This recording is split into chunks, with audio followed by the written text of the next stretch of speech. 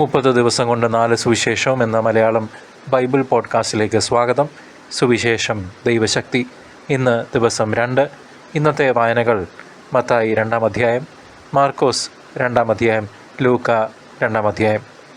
പരിശുദ്ധാത്മാവെ എഴുന്നള്ളി വരണമേ, ഞങ്ങളുടെ ബുദ്ധിയെ പ്രകാശിപ്പിക്കണമേ, ഇതാ ഞങ്ങൾ അങ്ങേ ശ്രവിക്കുന്നു. വിശുദ്ധ മത്തായി എഴുതിയ സുവിശേഷം അധ്യായം 2. ജ്ഞാനികളുടെ സന്ദർശനം. ഹെറോദേസ് രാജാവിൻ്റെ കാലത്ത് യൂദയായിലെ ബേത്ലഹേമിൽ യേശു ജനിച്ചപ്പോൾ പൗരസ്ത്യ ദേശത്തു നിന്ന് ജ്ഞാനികൾ ജെറുസലേമിലെത്തി. അവരന്വേഷിച്ചു, എവിടെയാണ് യഹൂദന്മാരുടെ രാജാവായി ജനിച്ചവൻ? ഞങ്ങൾ കിഴക്ക് അവൻ്റെ നക്ഷത്രം കണ്ട് അവനെ ആരാധിക്കാൻ വന്നിരിക്കുകയാണ്. ഇത് കേട്ട് ഹെറോദേസ് രാജാവ് അസ്വസ്ഥനായി, അവനോടൊപ്പം ജെറുസലേം മുഴുവനും. അവൻ പ്രധാന പുരോഹിതന്മാരെയും ജനത്തിൻ്റെ ഇടയിലെ നിയമജ്ഞരെയും വിളിച്ചുകൂട്ടി ക്രിസ്തു എവിടെയാണ് ജനിക്കുന്നതെന്ന് ചോദിച്ചു. അവർ പറഞ്ഞു, യൂദയായിലെ ബേത്ലഹേമിൽ. പ്രവാചകൻ എഴുതിയിരിക്കുന്നു, യൂദയായിലെ ബേത്ലഹേമേ, നീ യൂദയായിലെ പ്രമുഖ നഗരങ്ങളിൽ ഒട്ടും താഴെയല്ല. എൻ്റെ ജനമായ ഇസ്രായേലിനെ നയിക്കാനുള്ളവൻ നിന്നിൽ നിന്നാണ് ഉത്ഭവിക്കുക. അപ്പോൾ ഹെറോദേസ് ആ ജ്ഞാനികളെ രഹസ്യമായി വിളിച്ച് നക്ഷത്രം പ്രത്യക്ഷപ്പെട്ടത് എപ്പോഴെന്ന് സൂക്ഷ്മമായി ആകാംക്ഷയോടെ അന്വേഷിച്ചറിഞ്ഞു. അവൻ അവരെ ബേത്ലഹേമിലേക്ക് അയച്ചുകൊണ്ട് പറഞ്ഞു, പോയി ശിശുവിനെപ്പറ്റി സൂക്ഷ്മമായി അന്വേഷിക്കുക. അവനെ കണ്ടു കഴിയുമ്പോൾ ഞാനും ചെന്ന് ആരാധിക്കേണ്ടതിന് എന്നെയും അറിയിക്കുക. രാജാവ് പറഞ്ഞത് കേട്ടിട്ട് അവർ പുറപ്പെട്ടു. കിഴക്ക് കണ്ട നക്ഷത്രം അവർക്ക് മുമ്പേ നീങ്ങിക്കൊണ്ടിരുന്നു. അത് ശിശു കിടക്കുന്ന സ്ഥലത്തിന് മുകളിൽ വന്നു നിന്നു. നക്ഷത്രം കണ്ടപ്പോൾ അവർ അത്യധികം സന്തോഷിച്ചു. അവർ ഭവനത്തിൽ പ്രവേശിച്ച് ശിശുവിനെ അമ്മയായ മറിയത്തോടുകൂടി കാണുകയും അവനെ കുമ്പിട്ട് ആരാധിക്കുകയും ചെയ്തു. നിക്ഷേപ പാത്രങ്ങൾ തുറന്ന് പൊന്നും കുന്തിരുക്കവും മീറയും കാഴ്ചയർപ്പിച്ചു. ഹെറോദോസിൻ്റെ അടുത്തേക്ക് മടങ്ങിപ്പോകരുതെന്ന് സ്വപ്നത്തിൽ മുന്നറിയിപ്പ് ലഭിച്ചതനുസരിച്ച് അവർ മറ്റൊരു വഴിയെ സ്വദേശത്തേക്ക് പോയി. ഈജിപ്തിലേക്കുള്ള പലായനം. അവർ പോയി കഴിഞ്ഞപ്പോൾ കർത്താവിൻ്റെ ദൂതൻ സ്വപ്നത്തിൽ പ്രത്യക്ഷപ്പെട്ട് ജോസഫിനോട് പറഞ്ഞു, എഴുന്നേറ്റ് ശിശുവിനെയും അമ്മയെയും കൂട്ടി ഈജിപ്തിലേക്ക് പലായനം ചെയ്യുക. ഞാൻ പറയുന്നത് വരെ അവിടെ താമസിക്കുക. ഹെറോദേസ് ശിശുവിനെ വധിക്കാൻ വേണ്ടി ഉടനെ അന്വേഷണം തുടങ്ങും. അവൻ ഉണർന്ന് ശിശുവിനെയും അമ്മയെയും കൂട്ടി ആ രാത്രി തന്നെ ഈജിപ്തിലേക്ക് പോയി. ഹെറോദേസിൻ്റെ മരണം വരെ അവിടെ വസിച്ചു. ഈജിപ്തിൽ നിന്ന് ഞാൻ എൻ്റെ പുത്രനെ വിളിച്ചു എന്ന് പ്രവാചകനിലൂടെ കർത്താവ് അരുളി ചെയ്തത് പൂർത്തിയാകാനാണ് ഇത് സംഭവിച്ചത്. ജ്ഞാനികൾ തന്നെ കബളിപ്പിച്ചെന്ന് മനസ്സിലാക്കിയ ഹെറോദേസ് രോഷാകുലനായി. അവരിൽ നിന്ന് മനസ്സിലാക്കിയ സമയമനുസരിച്ച് അവൻ ബേത്ലഹേമിലെയും സമീപ പ്രദേശങ്ങളിലെയും 2 അതിൽ താഴെയും വയസ്സുള്ള എല്ലാ ആൺകുട്ടികളെയും ആളയച്ച് വധിച്ചു. ഇങ്ങനെ ജെറമിയ പ്രവാചകൻ വഴി അരുളി ചെയ്യപ്പെട്ടത് പൂർത്തിയായി. റാമായിൽ ഒരു സ്വരം, വലിയ കരച്ചിലും മുറവിളിയും. റാഹേൽ സന്താനങ്ങളെക്കുറിച്ച് കരയുന്നു. അവളെ സാന്ത്വനപ്പെടുത്തുക അസാധ്യം, എന്നാൽ അവൾക്ക് സന്താനങ്ങൾ നഷ്ടപ്പെട്ടിരിക്കുന്നു. തിരിച്ചുവരവ്. ഹെറോദേസിൻ്റെ മരണത്തിന് ശേഷം ഈജിപ്തിൽ വെച്ച് കർത്താവിൻ്റെ ദൂതൻ ജോസഫിന് സ്വപ്നത്തിൽ പ്രത്യക്ഷപ്പെട്ട് പറഞ്ഞു, എഴുന്നേറ്റ് ശിശുവിനെയും അമ്മയെയും കൂട്ടി ഇസ്രായേൽ ദേശത്തേക്ക് മടങ്ങുക. ശിശുവിനെ വധിക്കാൻ ശ്രമിച്ചവർ മരിച്ചു കഴിഞ്ഞു. അവൻ എഴുന്നേറ്റ് ശിശുവിനെയും അമ്മയെയും കൂട്ടി ഇസ്രായേൽ ദേശത്തേക്ക് പുറപ്പെട്ടു. മകൻ അർക്കലാവോസാണ് പിതാവായ ഹെറോദേസിൻ്റെ സ്ഥാനത്ത് യൂദയായിൽ ഭരിക്കുന്നതെന്ന് കേട്ടപ്പോൾ അവിടേക്ക് പോകാൻ ജോസഫിന് ഭയമായി. സ്വപ്നത്തിൽ ലഭിച്ച മുന്നറിയിപ്പനുസരിച്ച് അവൻ ഗലീല പ്രദേശത്തേക്ക് പോയി. അവൻ നസ്രായൻ എന്ന് വിളിക്കപ്പെടും എന്ന് പ്രവാചകൻ വഴി അരുളി ചെയ്യപ്പെട്ടത് നിവൃത്തിയാകുവാൻ നസ്രത്ത് എന്ന പട്ടണത്തിൽ അവൻ ചെന്ന് പാർത്തു. വിശുദ്ധ മാർക്കോസ് എഴുതിയ സുവിശേഷം അധ്യായം 2. തളർവാദ രോഗിയെ സുഖപ്പെടുത്തുന്നു. കുറേ ദിവസങ്ങൾ കഴിഞ്ഞ് യേശു കഫർനാമിൽ തിരിച്ചെത്തിയപ്പോൾ അവൻ വീട്ടിലുണ്ട് എന്ന വാർത്ത പ്രചരിച്ചു. വാതിൽക്കൽ പോലും നിൽക്കാൻ സ്ഥലം തികയാത്ത വിധം നിരവധി ആളുകൾ അവിടെ കൂടി. അവൻ അവരോട് വചനം പ്രസംഗിച്ചു കൊണ്ടിരുന്നു.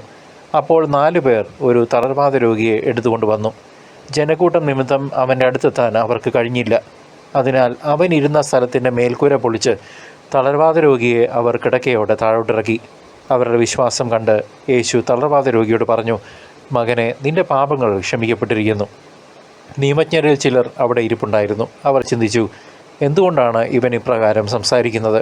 ഇവൻ ദൈവദൂഷണം പറയുന്നു. ദൈവത്തിനല്ലാതെ മറ്റാർക്കാണ് പാപം ക്ഷമിക്കാൻ സാധിക്കുക? അവർ ഇപ്രകാരം വിചാരിക്കുന്നുവെന്ന് മനസ്സിലാക്കി യേശു അവരോട് ചോദിച്ചു, എന്തുകൊണ്ടാണ് നിങ്ങൾ ഇങ്ങനെ ചിന്തിക്കുന്നത്? ഏതാണ് എളുപ്പം, തളർവാദ രോഗിയോട് നിന്റെ പാപങ്ങൾ ക്ഷമിക്കപ്പെട്ടിരിക്കുന്നു എന്ന് പറയുന്നതോ, എഴുന്നേറ്റ് നിന്റെ കിടക്കയും എടുത്ത് നടക്കുക എന്ന് പറയുന്നതോ? എന്നാൽ ഭൂമിയിൽ പാപങ്ങൾ ക്ഷമിക്കാൻ മനുഷ്യപുത്രന് അധികാരമുണ്ടെന്ന് നിങ്ങൾ അറിയേണ്ടതിന് അവൻ തളർവാദ രോഗിയോട് പറഞ്ഞു, ഞാൻ നിന്നോട് പറയുന്നു, എഴുന്നേറ്റ് നിന്റെ കിടക്കയും എടുത്ത് വീട്ടിലേക്ക് പോവുക. തൽക്ഷണം അവൻ എഴുന്നേറ്റ് കിടക്കയും എടുത്ത് എല്ലാവരും കാണുക പുറത്തേക്ക് പോയി. എല്ലാവരും വിസ്മയിച്ചു. ഇതുപോലൊന്ന് ഞങ്ങൾ ഒരിക്കലും കണ്ടിട്ടില്ല എന്ന് പറഞ്ഞ് അവർ ദൈവത്തെ മഹത്വപ്പെടുത്തി. ലേവിയെ വിളിക്കുന്നു. യേശു വീണ്ടും കടൽ തീരത്തേക്ക് പോയി. ജനക്കൂട്ടം അവൻ്റെ അടുത്തെത്തി. അവൻ അവരെ പഠിപ്പിച്ചു. അവൻ കടന്നുപോയപ്പോൾ ഹൽപ്പായുടെ പുത്രനായ ലേവി ചുങ്കസ്ഥലത്ത് ഇരിക്കുന്നത് കണ്ട് അവനോട് പറഞ്ഞു, എന്നെ അനുഗമിക്കുക. അവൻ എഴുന്നേറ്റ് യേശുവിനെ അനുഗമിച്ചു. അവൻ ലേവിയുടെ ഭവനത്തിൽ ഭക്ഷണത്തിനിരിക്കുമ്പോൾ അനേകം ചുങ്കക്കാരും പാപികളും അവൻ്റെയും ശിഷ്യരുടെയും കൂടെ ഇരുന്നു. കാരണം അവനെ അനുഗമിച്ചവർ നിരവധിയായിരുന്നു. അവൻ പാപികളോടും ചുങ്കക്കാരോടുമൊപ്പം ഭക്ഷണം കഴിക്കുന്നത് കണ്ട് ഫരിസേയരിൽപ്പെട്ട ചില നിയമജ്ഞർ ശിഷ്യന്മാരോട് ചോദിച്ചു, അവൻ ചുങ്കക്കാരുടെയും പാപികളുടെയും കൂടെ ഭക്ഷിക്കുന്നതെന്ത്? ഇത് കേട്ട് യേശു പറഞ്ഞു, ആരോഗ്യമുള്ളവർക്കല്ല, രോഗികൾക്കാണ് വൈദ്യനെ കൊണ്ട് ആവശ്യം. നീതിമാന്മാരെയല്ല, പാപികളെ വിളിക്കാനാണ് ഞാൻ വന്നത്. ഉപവാസത്തെ സംബന്ധിച്ച് തർക്കം. യോഹന്നാൻ്റെ ശിഷ്യന്മാരും ഫരിസേയരും ഉപവസിക്കുകയായിരുന്നു. ആളുകൾ വന്ന് യേശുവിനോട് ചോദിച്ചു, യോഹന്നാൻ്റെയും ഫരിസേയരുടെയും ശിഷ്യന്മാർ ഉപവസിക്കുകയും നിന്റെ ശിഷ്യന്മാർ ഉപവസിക്കാതിരിക്കുകയും ചെയ്യുന്നത് എന്തുകൊണ്ട്?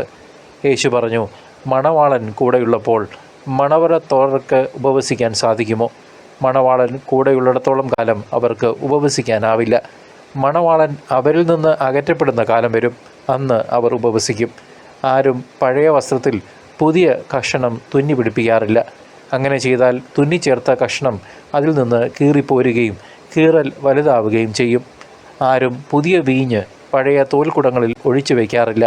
അങ്ങനെ ചെയ്താൽ തോൽക്കുടങ്ങൾ പിളരുകയും വീഞ്ഞും തോൽക്കുടങ്ങളും നഷ്ടപ്പെടുകയും ചെയ്യും. പുതിയ വീഞ്ഞിന് പുതിയ തോൽക്കുടങ്ങൾ വേണം. സാബത്ത് ആചരണത്തെക്കുറിച്ച് വിവാദം. ഒരു സാബത്ത് ദിവസം അവൻ വിളഞ്ഞു കിടക്കുന്ന ഒരു വയലിലൂടെ പോവുകയായിരുന്നു. പോകുമ്പോൾ ശിഷ്യന്മാർ കതിരുകൾ പറിക്കാൻ തുടങ്ങി. ഫരിസേയർ അവനോട് പറഞ്ഞു, സാബത്തിൽ നിഷിദ്ധമായത് അവർ ചെയ്യുന്നത് എന്തുകൊണ്ട്? അവൻ ചോദിച്ചു, ദാവീദും അനുചരന്മാരും കൈവശമൊന്നുമില്ലാതെ വിശന്നു വരഞ്ഞപ്പോൾ എന്ത് ചെയ്തുവെന്ന് നിങ്ങൾ വായിച്ചിട്ടില്ലേ? അബിയാഥാർ പ്രധാന പുരോഹിതനായിരിക്കെ ദാവീദ് ദേവാലയത്തിൽ പ്രവേശിച്ച് പുരോഹിതന്മാർക്കല്ലാതെ മറ്റാർക്കും ഭക്ഷിക്കാൻ അനുവാദമില്ലാത്ത കാഴ്ചയപ്പം ഭക്ഷിക്കുകയും കൂടെയുണ്ടായിരുന്നവർക്ക് കൊടുക്കുകയും ചെയ്തില്ലേ?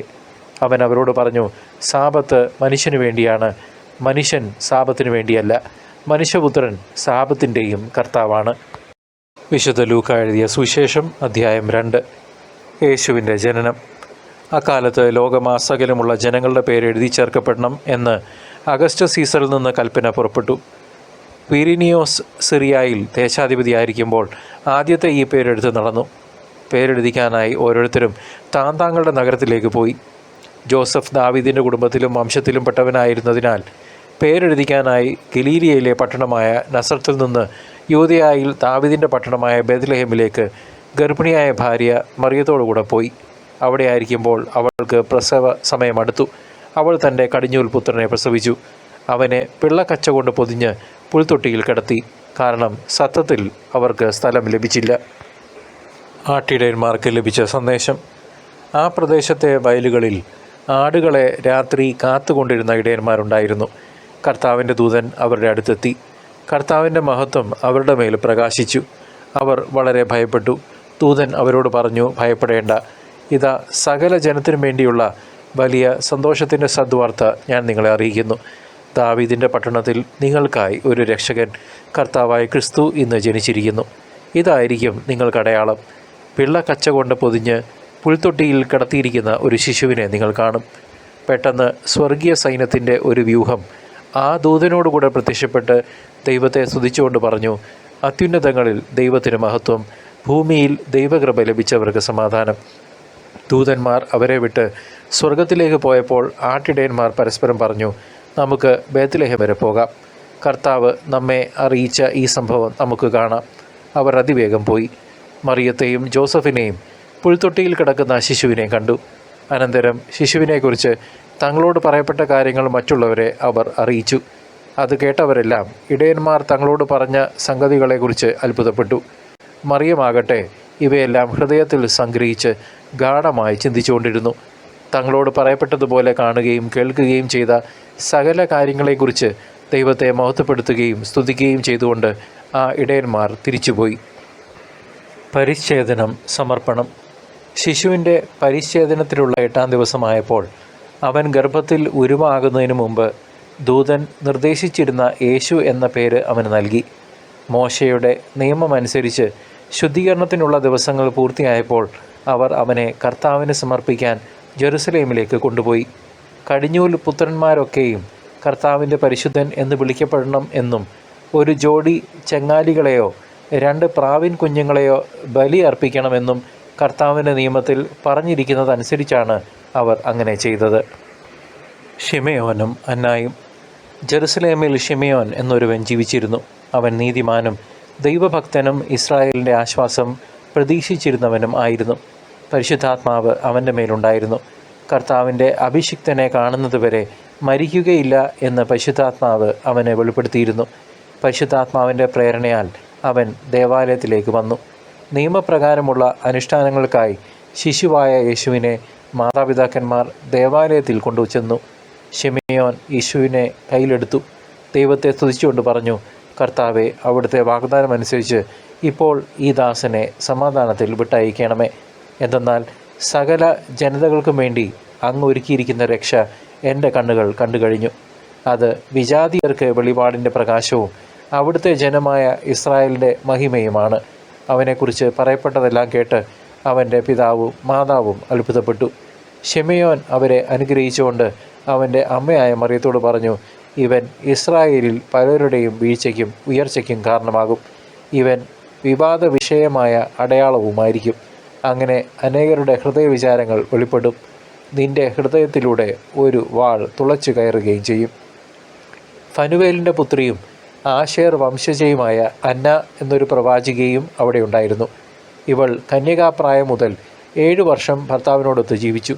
84 വയസ്സായ ഈ വിധവ ദേവാലയം വിട്ടുപോകാതെ രാപകൽ ദൈവത്തെ സ്തുതിച്ചുകൊണ്ട് ഉപവാസത്തിലും പ്രാർത്ഥനയിലും കഴിയുകയായിരുന്നു.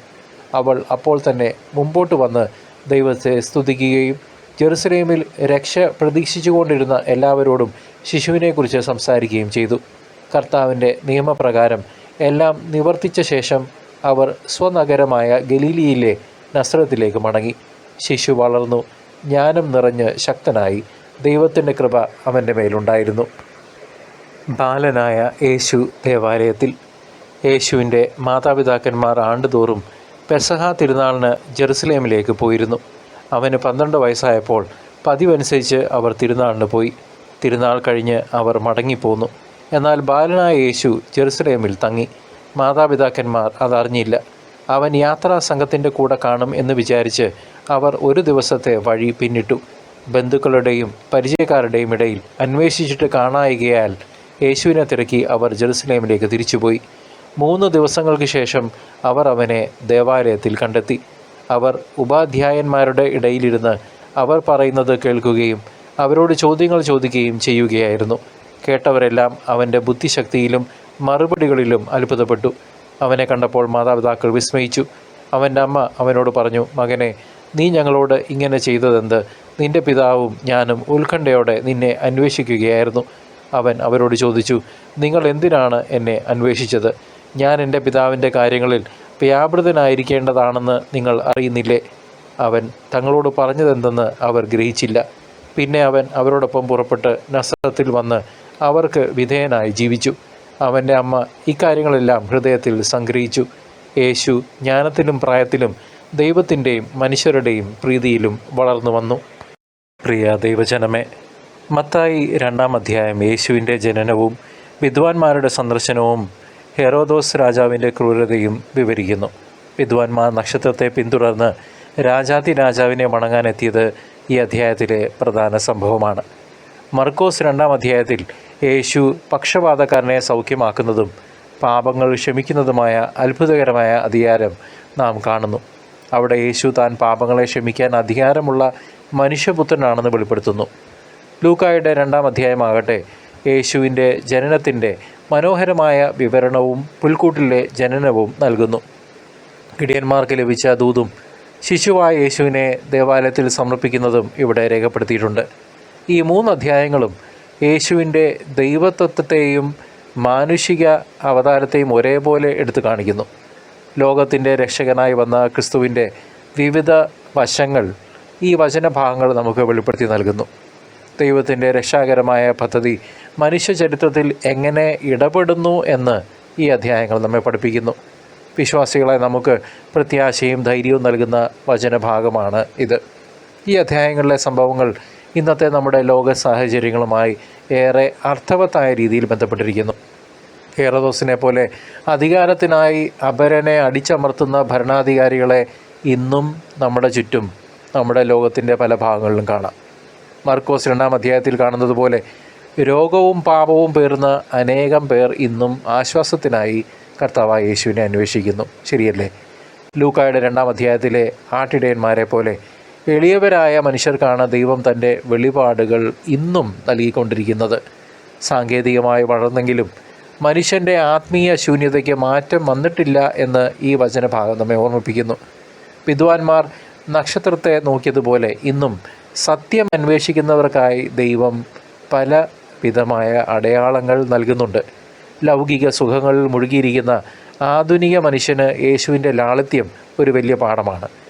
പക്ഷപാതക്കാരനെ യേശുവിൻ്റെ അടുക്കൽ എത്തിച്ച സുഹൃത്തുക്കളെ പോലെ മറ്റുള്ളവരെ സഹായിക്കുന്നവരുടെ കുറവ് ഇന്നും നമ്മുടെ ചുറ്റുമുണ്ട്, നമ്മുടെ കുടുംബങ്ങളുണ്ട്, നമ്മുടെ ലോകത്തുണ്ട്. ദൈവപുത്രൻ്റെ സാന്നിധ്യം നമ്മുടെ ജീവിതത്തിൽ ഇന്നും വലിയ മാറ്റങ്ങൾ വരുത്തുവാൻ പ്രാപ്തമാണ്. ലോകത്തിൻ്റെ പലവിധമായ ബഹളങ്ങൾക്കിടയിൽ ക്രിസ്തുവിൻ്റെ സമാധാനത്തിൻ്റെ സന്ദേശം ഇന്നും പ്രസക്തമായി തുടരുന്നു. പ്രിയ സഹോദര സഹോദരി, ഈ വചനഭാഗങ്ങളിൽ നിന്ന് പ്രധാനമായും വിശ്വാസം, വിനയം, അനുസരണം എന്നീ പാഠങ്ങളാണ് നാം ഉൾക്കൊള്ളേണ്ടത്. വിദ്വാൻമാരെ പോലെ കഷ്ടതകൾ സഹിച്ചും ദൈവത്തെ അന്വേഷിക്കാനുള്ള താല്പര്യം നമുക്കുണ്ടായിരിക്കണം. നമ്മുടെ ജീവിതത്തിലെ പരിമിതികൾക്കിടയിലും ദൈവഹിതം തിരിച്ചറിയാൻ ആട്ടിടയന്മാരുടെ ലാളിത്യം നമ്മെ സഹായിക്കുന്നു. ക്രിസ്തുവിന് നമ്മുടെ പാപങ്ങൾ ക്ഷമിക്കാനും രോഗങ്ങൾ മാറ്റാനുമുള്ള അധികാരമുണ്ടെന്ന് നാം ഉറച്ച് വിശ്വസിക്കണം. പക്ഷപാതക്കാരനെ ചുമന്നുകൊണ്ട് വന്ന 4 പേരെ പോലെ മറ്റുള്ളവരെ ക്രിസ്തുവിലേക്ക് നയിക്കാൻ, അടുപ്പിക്കാൻ നാം ഓരോ ദിവസവും പരിശ്രമിക്കണം. അത് നമ്മുടെ കുടുംബത്തിൽ ആരംഭിക്കണം. ദേവാലയത്തിൽ യേശുവിനെ കാണാൻ കാത്തിരുന്ന ശിമയോനെ പോലെ ക്ഷമയോടെയുള്ള കാത്തിരിപ്പ് അനിവാര്യമാണ്. ജീവിതത്തിലെ പ്രതിസന്ധികളിൽ ഹെറോദോസുമാരെ ഭയപ്പെടാതെ ദൈവത്തിൻ്റെ വഴിയിലൂടെ സഞ്ചരിക്കാൻ നാം പഠിക്കണം. എളിയവരായ ഇടയന്മാർക്ക് ലഭിച്ച ദൂത് ദൈവരാജ്യം താഴ്മയുള്ളവർക്കുള്ളതാണെന്ന് നമ്മെ ഓർമ്മിപ്പിക്കട്ടെ. ഓരോ പ്രതിസന്ധിയും ദൈവത്തിൻ്റെ അത്ഭുതങ്ങൾ അനുഭവിക്കാനുള്ള അവസരമാണെന്ന് നാം തിരിച്ചറിയണം. യേശുവിനെ നമ്മുടെ ജീവിതത്തിൻ്റെ കേന്ദ്രബിന്ദുവായി സ്വീകരിക്കാൻ ഈ അധ്യായ ഭാഗങ്ങൾ നമ്മെ പ്രേരിപ്പിക്കട്ടെ. ക്രിസ്തുവിലുള്ള വിശ്വാസം മാത്രമാണ് പ്രിയ സഹോദര സഹോദരി യഥാർത്ഥ വിടുതലിലേക്ക് നയിക്കുന്നത് എന്ന് നാം തിരിച്ചറിയണം. കർത്താവായ യേശുവിൻ്റെ 1-ാം വരവ് വിനയത്തിൻ്റെയും സേവനത്തിൻ്റെയും പാതയായിരുന്നുവെങ്കിൽ കർത്താവിൻ്റെ 2-ാം വരവ് മഹത്വത്തിൻ്റെ വെളിപ്പാടാണ്. വിദ്വാൻമാർ രാജാവിനെ കാണാൻ ഒരുങ്ങിയതുപോലെ നാം ഓരോരുത്തരും, നിങ്ങളും ഞാനും, കർത്താവിൻ്റെ മടങ്ങി വരവിനായി ജാഗ്രതയോടെ ഒരുങ്ങണം. സകല ജാതികൾക്കും വേണ്ടിയുള്ള രക്ഷയാണിതെന്ന് ലൂക്കോസ് 2-ാം അധ്യായം പറയുന്നത് പോലെ സുവിശേഷം ലോകമെങ്ങും അറിയിക്കാൻ നാം കടപ്പെട്ടവരാണ്. ലോകത്തിൻ്റെ ആകർഷണങ്ങളിൽ വീണു പോകാതെ ആത്മീയമായ ഉണർവോടെ നാം കാത്തിരിക്കേണ്ടതുണ്ട്. കർത്താവിൻ്റെ വരവ് എപ്പോഴാണെന്ന് നമുക്കറിയില്ല. അതിനാൽ ഓരോ നിമിഷവും ഒരുക്കമുള്ളവരായിരിക്കണം. നമ്മുടെ പാപങ്ങൾ കഴുകി ശുദ്ധീകരിച്ച് ക്രിസ്തുവിനെ എതിരേൽക്കാൻ നാം നമ്മെ തന്നെ സമർപ്പിക്കണം. തിരിച്ചറിയാം, തിരുത്താം, മടങ്ങി വരാം ഇന്ന് തന്നെ നമ്മുടെ സ്വർഗസ്ഥനായ അപ്പനടുക്കിലേക്ക്. പക്ഷവാതക്കാരന് ലഭിച്ച പാപമോചനം പോലെ ക്രിസ്തുവിൽ പുതുജീവനുള്ളവരായി നാം ജീവിക്കണം. നീതിയുടെ സൂര്യനായി കർത്താവ് ഉദിക്കുമ്പോൾ അവനോടൊപ്പം ചേരുവാൻ നമുക്ക് സാധിക്കണം. സഭയും വിശ്വാസികളും കർത്താവിൻ്റെ മണവാട്ടിയായി ഒരുങ്ങിയിരിക്കേണ്ട സമയം അതിക്രമിച്ചിരിക്കുന്നു. ലോകത്തിലെ പ്രതിസന്ധികൾ കർത്താവിൻ്റെ വരവിൻ്റെ അടയാളങ്ങളാണെന്ന് തിരിച്ചറിഞ്ഞ് പ്രാർത്ഥനയിൽ ജാഗരൂകരായി ഉണർന്നിരിക്കാം. കർത്താവെ, വേഗം വരണമേ എന്ന പ്രാർത്ഥനയോടെ നമുക്ക് വിശുദ്ധിയിൽ വളരാം.